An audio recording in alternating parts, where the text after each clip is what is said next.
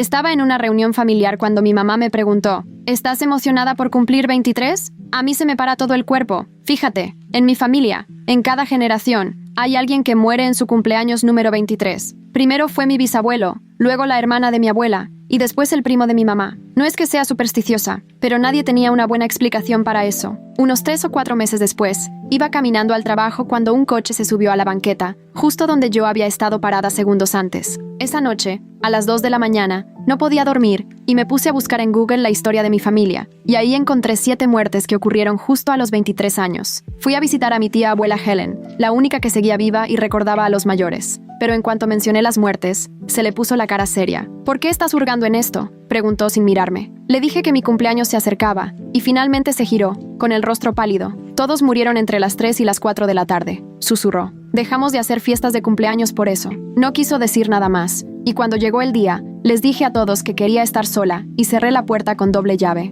La mañana de mi cumpleaños número 23, me senté en el sofá mirando el reloj. Pasaron las 10 de la mañana, luego el mediodía. A las 2:30, la verdad, empecé a relajarme, pensando que a lo mejor estaba siendo ridícula. A las 2:47, alguien tocó a mi puerta. Pensé que era el de UPS con un paquete, así que miré por la mirilla. ¿Quién es?, grité a través de la puerta. Busco a Caroline, dijo, y su voz era plana, sin ninguna emoción. Se equivocó de apartamento, le dije. Aquí no hay ninguna Caroline. Empecé a alejarme de la puerta, pero volvió a tocar, más fuerte. Por favor, sé que está ahí. Necesito hablar con Caroline. Las manos me sudaban mientras ponía la cadena y abría la puerta solo un poquito. En el momento en que me vio, se le cayó la mandíbula. Tus ojos, dijo, acercándose. Tienes los ojos de Caroline. Su mano derecha estaba en el bolsillo de su abrigo, y pude ver el contorno a través de la tela. ¿Me vas a decir dónde está Caroline?, dijo, y yo cerré la puerta tan fuerte que las paredes temblaron. ¡Pum, pum, pum! Empezó a golpear la puerta con los puños. Sé que estás ahí. Puedo esperar. Tienes que salir tarde o temprano.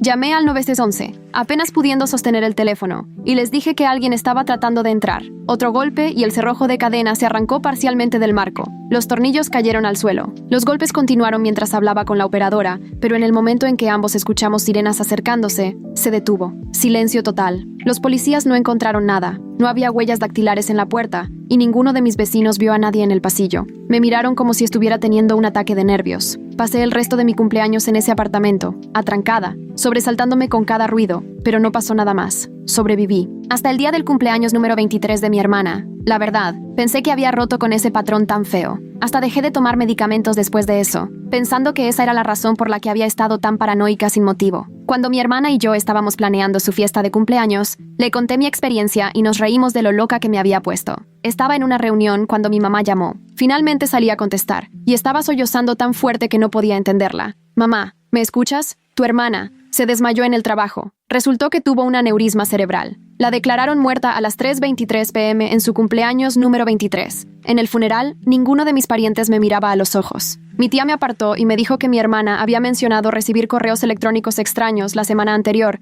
alguien preguntando por una tal Caroline, pero ella había pensado que era spam y los había borrado. Al instante supe que se suponía que era yo. Un año después, en su cumpleaños número 24, estaba sola en el cementerio a las 3:23 p.m., cuando escuché pasos detrás de mí. Tú eres la que sobrevivió, dijo la mujer. Ella sabía lo del hombre en mi puerta, sabía lo de Caroline, lo sabía todo, y cuando finalmente me explicó lo que estaba pasando, todo cuadró. Sacó una foto vieja de su bolsillo y me la entregó. Y ahí estaba mi mamá, más joven, con el cabello más oscuro, de pie junto a esta mujer. En la parte de atrás, alguien había escrito Caroline y Luna, 1999, con tinta azul descolorida. Mis piernas se sintieron débiles mientras ella comenzaba a explicar que Caroline era el verdadero nombre de mi mamá antes de que cambiara hace 24 años. Había estado huyendo de alguien peligroso, alguien que la quería muerta por lo que le hizo. La maldición no era un misterio familiar o mala suerte. Era un hombre que había estado cazando a nuestra familia durante décadas. Nos estaba matando a los 23 porque esa era la edad exacta que tenía mi mamá cuando huyó y comenzó su nueva vida. El estómago se me revolvió mientras las piezas encajaban.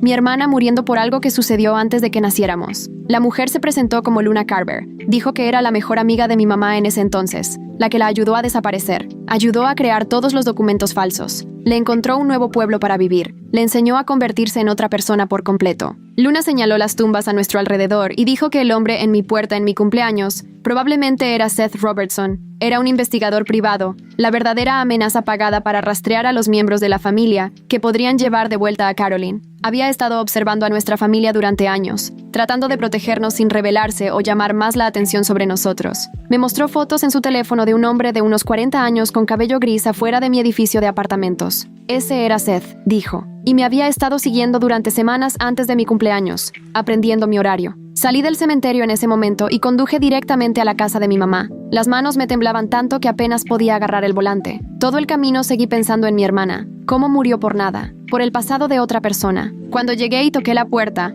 mamá la abrió y vio mi cara y simplemente supo. Levanté la foto que Luna me dio y vi cómo su cara se ponía completamente blanca. ¿Dónde conseguiste eso?, susurró, y la empujé para entrar a la casa. Le dije que sabía lo de Caroline. Sabía todo. Y ella empezó a llorar, rogándome que lo dejara enterrado. Seguía diciendo que era mejor si no lo sabía, que saber solo empeoraría las cosas para todos, pero no me iría sin respuestas. No después de que mi hermana muriera por sus secretos. Mamá finalmente se sentó a la mesa de la cocina y me dijo que testificó contra un hombre muy peligroso cuando tenía 23 años. Fue la única testigo lo suficientemente valiente como para presentarse después de que él matara a 3 personas, incluyendo a su compañera de cuarto. Su testimonio lo mandó a la cárcel de por vida, o al menos eso se suponía, y él juró frente a todos en la sala del tribunal que la mataría, no solo a ella, sino a cualquier hijo que tuviera, y que esperaría hasta que cumplieran los 23 años, la misma edad que ella tenía cuando lo traicionó. Cuando le pregunté su nombre, ella negó con la cabeza y sacó un pedazo de papel del cajón. Con una mano temblorosa, garabateó algo. Me lo mostró por 2 segundos,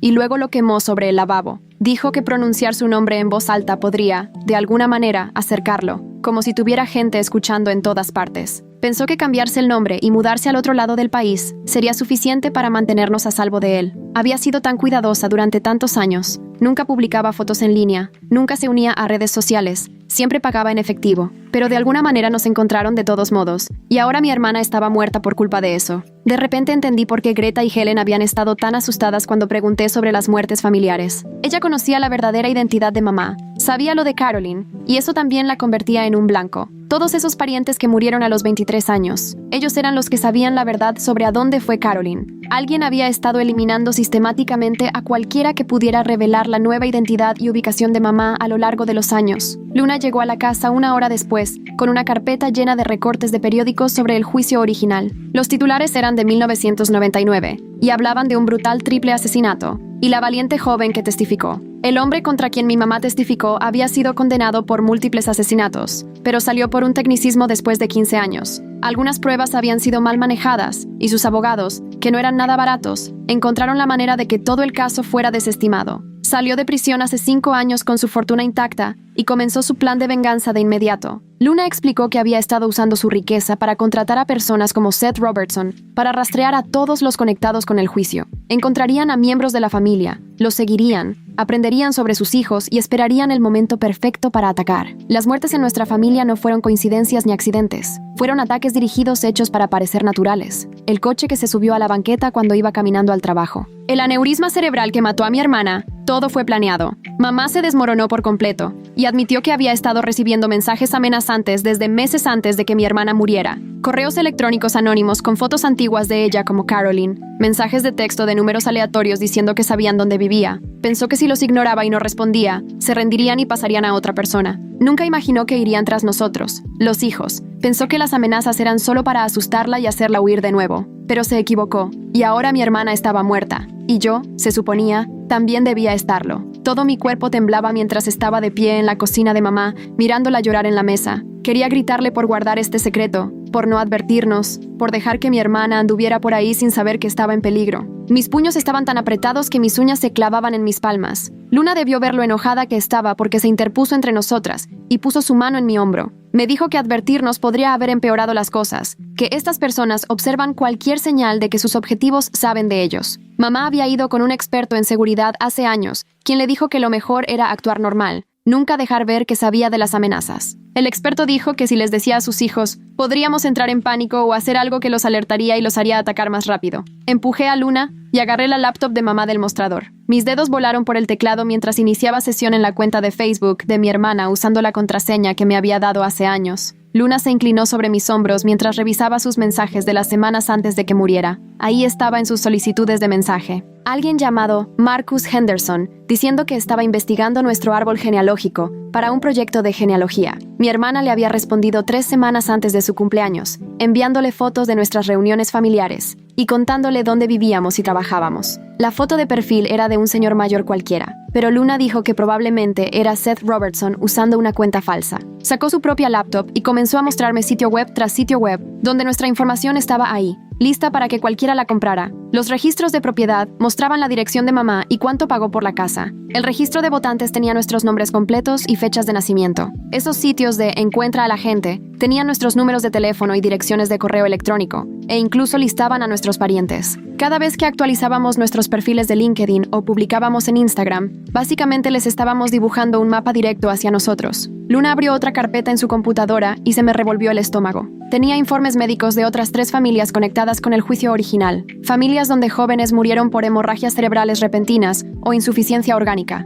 Los síntomas coincidían perfectamente con lo que le pasó a mi hermana. Había una droga que podía provocar sangrado en el cerebro si tenías ciertos genes y se descomponía en el cuerpo tan rápido que las pruebas toxicológicas normales no la encontrarían, a menos que supieras exactamente qué buscar. Mis manos temblaban mientras leía sobre una chica en Ohio que se desmayó en su trabajo, justo como mi hermana, y otra en Texas que murió durante su cena de cumpleaños. Luna había estado rastreando estas muertes durante años, reuniendo pruebas de que no eran naturales. Esa tarde fuimos a la estación de policía con una caja llena de archivos e impresiones de Luna. El detective nos escuchó durante unos 10 minutos antes de levantar la mano. Dijo que, sin pruebas concretas de asesinato, sin la droga real en el sistema de alguien o un video de alguien envenenándolos, no había nada que pudiera hacer. Todo esto eran solo coincidencias en lo que respecta a la ley. Sugirió que contratáramos seguridad privada si estábamos realmente preocupadas y quizás pensáramos en mudarnos a otro lugar. Mamá golpeó su mano en su escritorio y dijo que ya no iba a huir. Había estado huyendo durante 20 años, cambiándose el nombre. Nunca se quedaba mucho tiempo en un mismo lugar, hasta que conoció a mi papá y decidió intentar llevar una vida normal. Estaba harta de vivir con miedo, de que se le erizara la piel cada vez que tocaban a la puerta o pasaba un coche despacio. Pero incluso mientras lo decía, vi cómo le temblaban las manos y tenía los ojos rojos de tanto llorar desde la muerte de mi hermana. Luna hizo una llamada desde el estacionamiento y 20 minutos después, ya estábamos sentadas en una cafetería con Samuel Gates. Era un señor mayor con un traje impecable, especializado en casos de acoso y protección de testigos. Tomó apuntes mientras platicábamos y dijo que se pondría a gestionar órdenes de restricción de inmediato. Sin embargo, fue muy sincero al admitir que esas órdenes eran, en el fondo, solo un pedazo de papel. Si alguien estaba lo suficientemente decidido a matar gente y hacerlo pasar por un accidente, una orden judicial no los detendría. Nos dijo que teníamos que documentar absolutamente todo, guardar cada correo electrónico y mensaje, grabar cualquier encuentro extraño. Esa noche, mi teléfono sonó con un número bloqueado. Casi no contesto, pero algo me impulsó a hacerlo. Durante unos segundos, solo se escuchó una respiración al otro lado de la línea. Luego, una voz de hombre dijo 2 palabras antes de colgar. La hija de Caroline. Se me heló la sangre. Ahora sabían exactamente quién era yo. A la mañana siguiente, llegó una camioneta y 2 tipos comenzaron a instalar cámaras en cada esquina de la casa de mi mamá. Cambiamos todas las cerraduras por unas de alta seguridad que no podían ser forzadas. La compañía de seguridad instaló sensores en cada ventana y puerta que nos alertarían si algo se abría. Pero, a pesar de todo eso, no podía quitarme la sensación de que alguien nos estaba observando. Cada coche que disminuía la velocidad al pasar me aceleraba el corazón. Cada persona paseando a su perro podría ser alguien recabando información. Cada repartidor podría ser otro investigador disfrazado. Samuel nos llamó una semana después con más malas noticias. Había estado investigando el lado financiero y descubrió que el hombre que nos quería muertas había estado usando criptomonedas para pagar a gente como Seth Robertson. El dinero se movía a través de tantas billeteras digitales e intercambios que era prácticamente imposible de rastrear. Había aprendido de sus errores en prisión, estudiado cómo ocultar mejor sus huellas. No había registros bancarios que citar, ni rastro de papel que seguir. Los pagos podían venir de cualquier parte del mundo y dirigirse a cualquiera con una billetera de Bitcoin. 3 días después, mi mamá me pidió que fuera a su casa y me dijo que necesitaba mostrarme algo importante. Me llevó a su closet y movió una pila de suéteres viejos para revelar una pequeña caja fuerte que nunca había visto antes. Sus manos temblaban mientras introducía la combinación y sacaba fajos de billetes envueltos en ligas, quizás unos $30,000 en total. Había estado ahorrando dinero durante 15 años. $20 aquí, 50 allá, siempre en efectivo de lo que le sobraba del súper o de vender cosas en línea, preparándose para el día en que quizás tuviera que huir de nuevo. Me empujó los fajos y me dijo que me lo llevara todo y desapareciera antes de que también me encontraran a mí, pero yo se los regresé y le dije que no la dejaría sola para enfrentar esto. Luna llegó a la mañana siguiente con 3 cajas de archivo que había estado guardando en una bodega al otro lado de la ciudad. Extendió fotos sobre la mesa del comedor de mi mamá y me sentí mal al verlas, porque ahí estaba Seth Robertson en el supermercado a 2 cuadras de nuestra casa, 3 semanas antes de que mi hermana muriera. Otra foto lo mostraba en la cafetería a la que mi hermana iba todas las mañanas antes de trabajar. Luna lo había estado siguiendo durante meses, documentando cada lugar al que iba, reuniendo pruebas de que estaba acosando a nuestra familia. Pero cuando llevó todo a la policía, le dijeron que las fotos de alguien comprando no eran prueba de nada ilegal. Sacó más archivos y nos mostró recortes de periódicos de otras 3 familias que habían estado conectadas al juicio original como testigos o miembros del jurado. Los Henderson de Michigan perdieron a su hija de 23 años por un infarto, a pesar de que era una corredora de maratones sin problemas de salud. Los Washington de Georgia tuvieron a su hijo muerto en un extraño accidente en el trabajo cuando una estantería le cayó encima en su cumpleaños número 23. 2 familias ya habían perdido hijos, y Luna dijo que había al menos una familia más por ahí que seguía siendo perseguida. Encontré a la familia Henderson en redes sociales y les envié un mensaje explicándoles quién era y preguntándoles si podíamos hablar. La respuesta llegó en menos de 1 hora y organizamos una videollamada esa tarde, donde me contaron que habían contratado una empresa llamada Executive Protection Services que se especializaba en mantener a la gente a salvo de acosadores y tenía ex agentes del FBI en su personal. Habían estado pagando $8,000 al mes durante 2 años para que la seguridad revisara su casa todos los días y siguiera a sus hijos restantes a la escuela y al trabajo. El papá tuvo que sacar una segunda hipoteca de su casa y la mamá estaba trabajando en 3 empleos. Pero dijeron que valía la pena porque sus otros hijos seguían vivos. Mi mamá finalmente se sentó con Luna y conmigo esa noche y nos contó todo sobre el juicio del que había estado evitando hablar durante 20 años. Su compañera de cuarto, Jennifer, había estado saliendo con este hombre que al principio parecía encantador, pero se volvió más controlador con el tiempo, y cuando Jennifer intentó terminar con él, se presentó en su apartamento con un cuchillo. Mi mamá estaba escondida en el closet de la habitación y escuchó todo. A Jennifer suplicando por su vida, escuchó los sonidos que todavía le daban pesadillas, y cuando llegó la policía, ella fue la única testigo dispuesta a testificar, porque todos los demás tenían demasiado miedo de lo que su familia podría hacer. Pasó 3 años en protección de testigos viviendo en diferentes moteles y casas de seguridad, antes de decidir que ya no podía vivir así y quería intentar tener una vida normal con una nueva identidad. Samuel nos llamó al día siguiente diciendo que había encontrado algo en la ley federal que podría ayudarnos porque si podíamos probar un patrón de acoso y amenazas continuas a través de las fronteras estatales, se convertía en un delito federal que el FBI tendría que investigar. Creó una carpeta compartida en línea donde empezamos a subir todo. Cada llamada telefónica extraña, cada vez que veíamos a alguien vigilando la casa, cada coche que nos seguía por más de 2 cuadras, construyendo un rastro de papel que no podía ser ignorado. 2 días después abrí mi correo electrónico y encontré un mensaje sin asunto de una dirección que eran solo números y letras al azar. El mensaje tenía 12 fotos mías tomadas desde afuera de mi apartamento, en diferentes momentos durante el último mes. Yo cargando víveres, revisando mi correo, yéndome a trabajar, y el texto solo me mostraba 23 una y otra vez, llenando toda la pantalla. Se lo reenvié a Samuel y me dijo que era una buena evidencia, pero que también significaba que estaban intensificando sus tácticas de intimidación y que teníamos que ser más precavidos. Luna había estado haciendo su propia investigación y descubrió que Seth Robertson había usado el nombre de Mike Jones para conseguir un trabajo en Quick Shift Delivery Service 6 meses antes, la misma compañía que entregaba paquetes en nuestro vecindario todos los días. Lo siguió en su ruta y lo vio reducir la velocidad frente a nuestras casas, tomando fotos con su teléfono, aprendiendo cuándo estábamos en casa y cuándo salíamos a trabajar.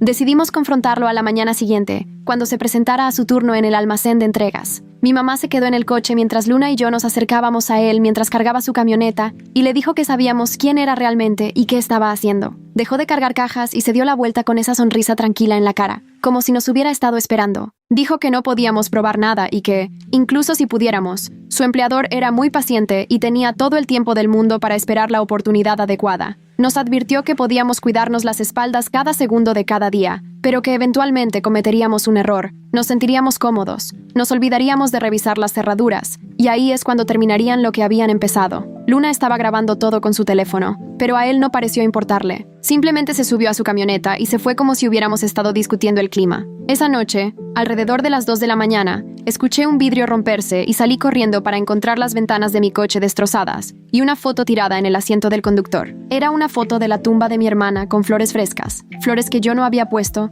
y alguien había escrito en la parte de atrás que podían alcanzarnos cuando quisieran, que solo estábamos posponiendo lo inevitable. Mamá pasó las siguientes 3 horas al teléfono con el Servicio de Alguaciles de Estados Unidos, tratando de volver al programa de protección de testigos. Yo me senté a su lado, escuchando cómo su voz se volvía cada vez más desesperada mientras la transferían de una oficina a otra. Ella seguía explicando sobre las amenazas en la foto y la muerte de mi hermana, pero ellos seguían diciendo lo mismo. Una vez que abandonas el programa voluntariamente, no puedes regresar a menos que haya una nueva amenaza creíble para tu vida que cumpla con criterios específicos. El tipo del teléfono dijo que el acoso no contaba y que las amenazas vagas tampoco. Necesitaban pruebas de que alguien estaba intentando activamente matarla en ese momento, no solo asustarla. Mamá colgó y aventó el teléfono al otro lado de la habitación, donde se estrelló contra la pared. Samuel sugirió que contratáramos a alguien para que nos ayudara a averiguar cómo nos seguían encontrando. Él conocía a un investigador llamado Tristan Beck, quien se especializaba en genealogía y en rastrear personas desaparecidas. Llamé a Tristan esa tarde y él llegó a la casa con 2 laptops y una pila de papeles. Pasó 4 horas revisando nuestras redes sociales, registros públicos y sitios de corredores de datos mientras nosotros observábamos. Cada vez que encontraba nuestra información en un lugar nuevo,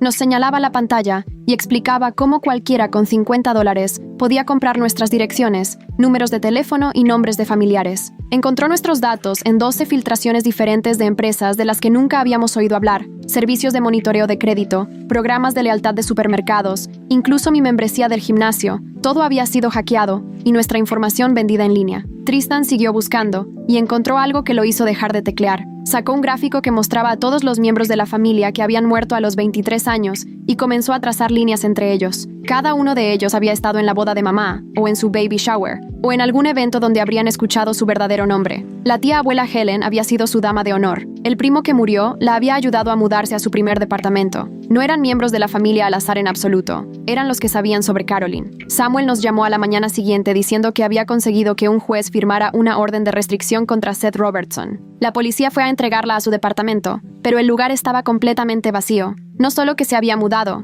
sino como si nadie hubiera vivido allí. El propietario dijo que Seth había pagado 6 meses de renta en efectivo por adelantado y nunca causó ningún problema. Los vecinos ni siquiera podían describir cómo se veía. Luna pasó por su trabajo falso en la empresa de entregas y dijeron que Mike John no se había presentado en 3 días y que ya habían contratado a alguien nuevo. 2 semanas después, mi vecina tocó a mi puerta preguntando si conocía a una mujer que había estado preguntando por mí. Iba de puerta en puerta con un portapapeles fingiendo hacer una encuesta sobre la seguridad del vecindario. Mi vecina pensó que era extraño porque seguía haciendo preguntas específicas sobre nuestra familia y cuándo solíamos estar en casa. Luna miró la descripción y la reconoció de otro caso en el que había trabajado. Estas personas tenían toda una red, dijo. Rotaban a diferentes investigadores para que nadie se familiarizara demasiado. Usaban a una persona por unas semanas y luego cambiaban a alguien nuevo antes de que alguien se diera cuenta. Decidí que ya no me escondería ni tendría miedo todo el tiempo. Escribí todo lo que había sucedido y lo publiqué en Facebook, Twitter y Reddit. Puse nombres, publiqué las fotos que habían enviado, incluí capturas de pantalla de los correos electrónicos.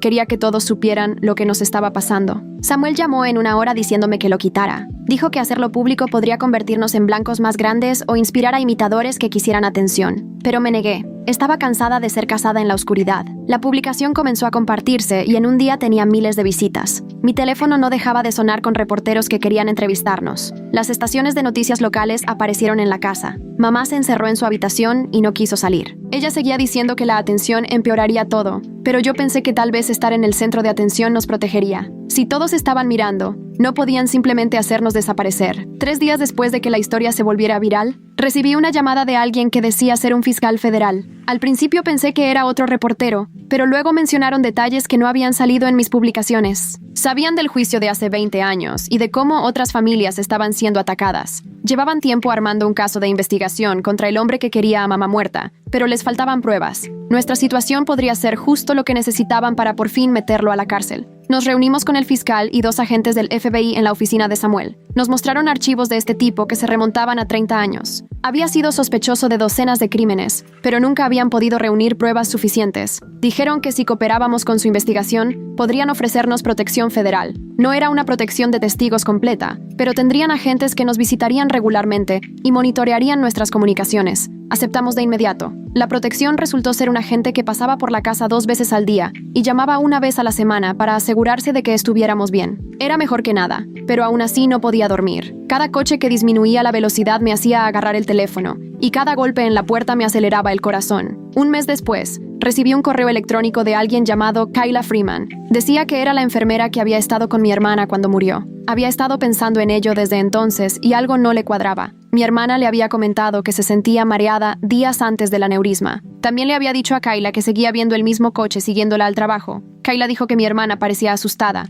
pero trató de tomárselo a broma. Kyla preguntó si podíamos vernos en persona porque tenía algo que necesitábamos ver y de lo que no podía hablar por teléfono. Nos reunimos en una cafetería en el centro y ella no paraba de mirar a su alrededor, como si alguien pudiera estar observándonos. Sacó una pequeña nevera de su bolso y la deslizó por la mesa hacia mí. Dentro había 3 viales con el nombre de mi hermana. Había guardado muestras de sangre de mi hermana en contra de las reglas del hospital porque todo le parecía mal. El hospital la despediría si se enteraban, pero dijo que no podía quitarse la sensación de que algo le había pasado a mi hermana. Llevamos las muestras a un laboratorio privado que Luna conocía, uno que no haría demasiadas preguntas sobre su procedencia. La cadena de custodia estaba rota, así que no serviría en los tribunales, pero solo necesitábamos saber qué había pasado. 2 semanas después, llegaron los resultados y vomité al leerlos. Encontraron rastros de un compuesto raro que puede desencadenar aneurismas en personas con ciertos marcadores genéticos. El toxicólogo explicó que era casi imposible de detectar, a menos que lo buscaras específicamente. No era suficiente para acusarlo de homicidio porque no pudimos probar cómo llegó a su sistema, pero ahora sabemos con certeza que alguien había envenenado a mi hermana. Al día siguiente me hice pruebas y descubrí que tengo el mismo marcador genético que mi hermana. El doctor me explicó que este compuesto también me habría matado si hubiera estado expuesta a él. Luna dijo que la única razón por la que sobreviví a mi cumpleaños fue probablemente porque Seth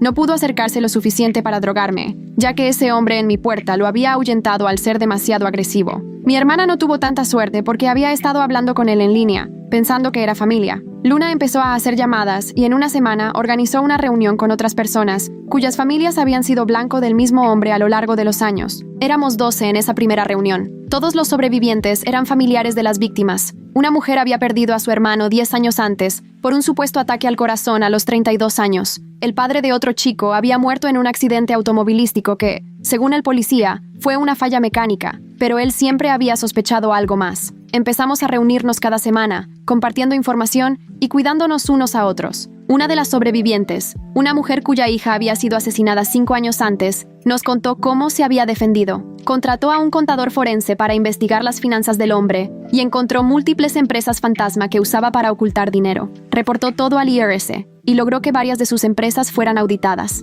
No lo detuvo por completo, pero le costó millones y lo ralentizó por un tiempo. Nos dio la información de contacto del contador y dijo que nos ayudaría gratis, ya que odiaba lo que este hombre había hecho. Mamá se estaba desmoronando por el estrés, así que les encontré una terapeuta especializada en víctimas de acoso. En la primera sesión, mamá solo lloró durante toda la hora mientras yo le sostenía la mano. La terapeuta nos dio planes de seguridad a seguir, como variar nuestras rutas, revisar nuestros autos en busca de rastreadores y establecer palabras clave con amigos de confianza. Nos enseñó ejercicios de respiración para los ataques de pánico y nos ayudó a entender que el miedo constante que sentíamos era normal, dado lo que estábamos pasando. Empezamos a ir 2 veces por semana y poco a poco mamá empezó a dormir más de 2 horas por noche. Samuel llamó con malas noticias sobre el caso federal. El testigo que se suponía que testificaría sobre el lavado de dinero del hombre había desaparecido 3 días antes del gran jurado. Su apartamento estaba vacío y su teléfono desconectado. El fiscal pensó que lo habían sobornado o asustado para que huyera. Samuel dijo que esto demostraba el alcance que el hombre todavía tenía,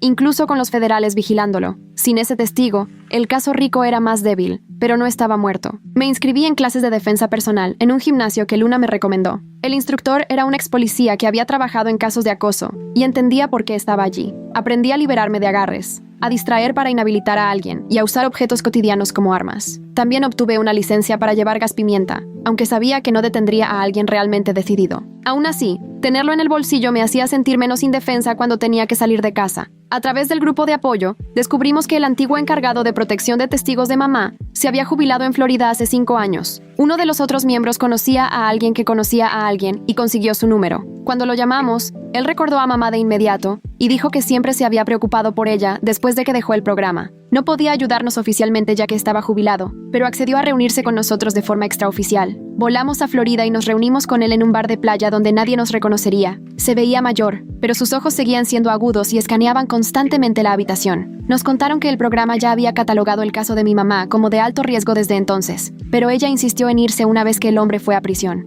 Nos dieron un curso intensivo sobre cómo desaparecer correctamente si las cosas se ponían feas. Quemen todas sus tarjetas de crédito y usen solo efectivo. Nunca utilicen su nombre real para nada. Corten todo contacto con cualquier persona de su vida anterior, sin excepciones. Consigan un teléfono desechable y cámbienlo cada semana. Nunca se queden en un mismo lugar más de unos cuantos días. Cambien por completo su apariencia. Suban o bajen de peso. Tíñanse el cabello. Usen ropa de diferente estilo. Eliminen todas las redes sociales y nunca publiquen fotos en ningún lado. Nos hicieron practicar el plan, repasando cada paso hasta que lo podíamos hacer sin pensarlo. Mi mamá memorizó la lista de documentos que necesitaríamos, y yo descubrí rutas de escape de nuestra casa, de mi trabajo y de cualquier otro lugar al que fuéramos regularmente. Abrimos nuevas cuentas bancarias con el apellido de soltera de mi mamá y empezamos a guardar efectivo escondido en varios sitios. El encargado nos dijo que quizás nunca necesitaríamos huir, pero si lo llegamos a necesitar, tendremos tal vez una hora antes de que se den cuenta de que nos fuimos, y esa hora tiene que valer oro. 3 días después, Luna me llamó al trabajo con una noticia que me hizo tirar la taza de café.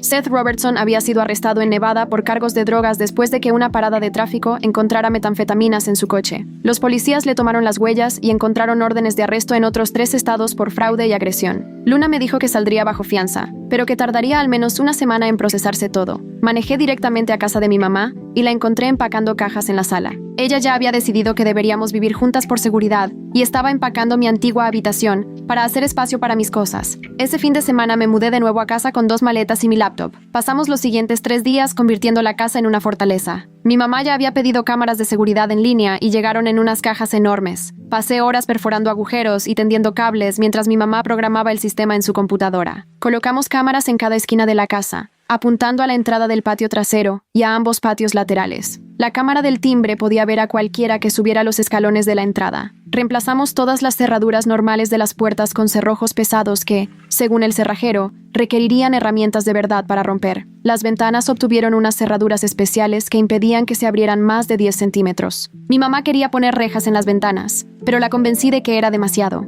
Sin embargo, sí conseguimos luces con sensor de movimiento para todo el patio. Eran tan sensibles que cada gato que pasaba las activaba. El sistema de alarma costó $2,000, pero a mi mamá ya no le importaba el dinero. Tenía sensores de puerta, sensores de ventana, detectores de rotura de cristales y botones de pánico en cada habitación. La compañía nos dio unos pequeños llaveros que llamarían a la policía si presionábamos el botón 3 veces. A través del chat del grupo de apoyo, descubrimos que otras familias estaban haciendo lo mismo. Una familia en Ohio había gastado $10,000 en mejoras de seguridad. Otra familia en Texas se había mudado a una comunidad cerrada con guardias armados. Todos compartían lo que funcionaba y lo que no. Alguien sugirió que juntáramos dinero para recursos compartidos, y en 2 días ya teníamos 15 familias contribuyendo. El fondo ayudó a pagar sistemas de seguridad para familias que no podían costeárselos. También pagó a un abogado para que nos diera asesoramiento legal sobre órdenes de restricción y leyes de defensa personal. Una mujer usó el fondo para mudar a su familia a un barrio más seguro después de que alguien entrara a su garaje. Una semana después de que se iniciara el fondo, recibí un correo electrónico de una periodista llamada Julia Richman. Ella había estado investigando el juicio original para un documental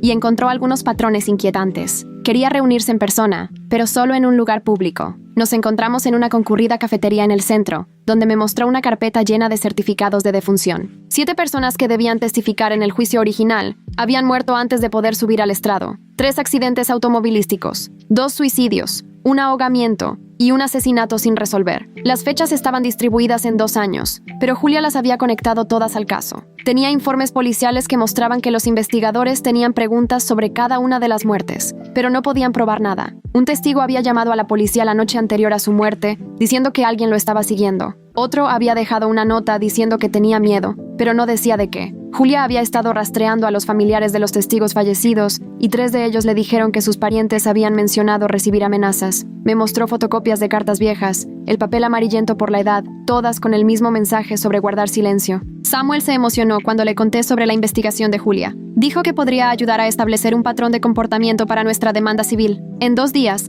había presentado los documentos demandando al hombre por acoso, acecho e infligir intencionalmente angustia emocional. Sabíamos que el hombre había escondido su dinero en cuentas en el extranjero y empresas fantasma, así que nunca veríamos un centavo. Pero Samuel dijo que el objetivo era dejar todo registrado legalmente y obligarlo a responder. Los abogados del hombre lucharon arduamente contra la demanda, presentando moción tras moción para que fuera desestimada. Dijeron que no teníamos pruebas de ninguna conexión entre su cliente y los eventos recientes. Pero el juez permitió que avanzara debido al patrón que Julia había documentado. 3 semanas después, tuvimos que hacer las declaraciones. El hombre aparecería por video desde la prisión, mientras su abogado se sentaba en la sala con nosotros. Mi mamá no lo había visto en más de 20 años, y estaba temblando cuando entramos a la sala de conferencias. Samuel le tomó la mano mientras el personal técnico configuraba el enlace de video. Cuando la pantalla se encendió y apareció su rostro, mi mamá hizo un sonido como si todo el aire se le hubiera escapado del cuerpo. Se veía más viejo, pero sus ojos eran los mismos, fríos y planos como los de un tiburón. Miró directamente a mi mamá a través de la cámara y esbozó una pequeña sonrisa. «Hola, Caroline»,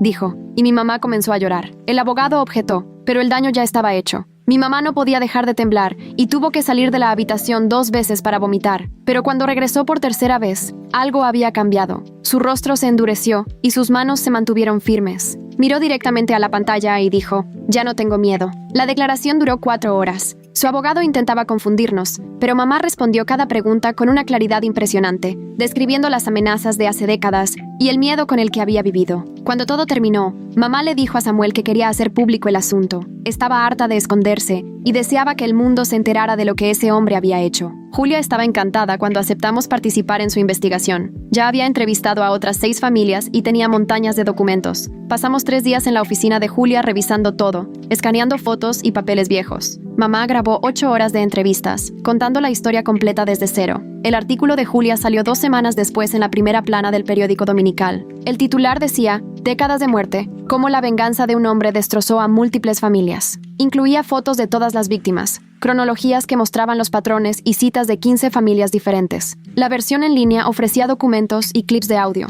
En cuestión de horas, se había compartido miles de veces. Mi teléfono no paraba de sonar con reporteros que querían darle seguimiento. 3 familias más contactaron a Julia después de leer el artículo, comentando que habían perdido a parientes de la misma forma. El agente del FBI asignado a nuestro caso llamó a la mañana siguiente, diciendo que el artículo les había dado lo que necesitaban. La publicidad había provocado que 2 testigos, que antes tenían demasiado miedo de hablar, se presentaran. Uno tenía grabaciones de llamadas telefónicas donde el tipo hablaba de haber mandado matar gente. Esa misma tarde, agentes federales lo arrestaron por cargos de la ley RICO, que podrían significar cadena perpetua. Pero Luna nos advirtió que su red seguía activa. Seth Robertson había salido bajo fianza y se había pelado, probablemente avisando a otros. El hombre había utilizado a decenas de personas a lo largo de los años y todavía andaban por ahí. Algunos podrían querer vengarse por la caída de su jefe, otros podrían estar buscando cobrar por trabajos que ya habían hecho. No podíamos bajar la guardia solo porque la principal amenaza estuviera tras las rejas. Las otras familias sentían lo mismo, y nuestro chat grupal estaba a reventar de gente reportando actividades sospechosas. Una familia en Chicago dijo que una camioneta había estado estacionada frente a su casa durante 3 días seguidos. Samuel presentó los documentos para el juicio esa mañana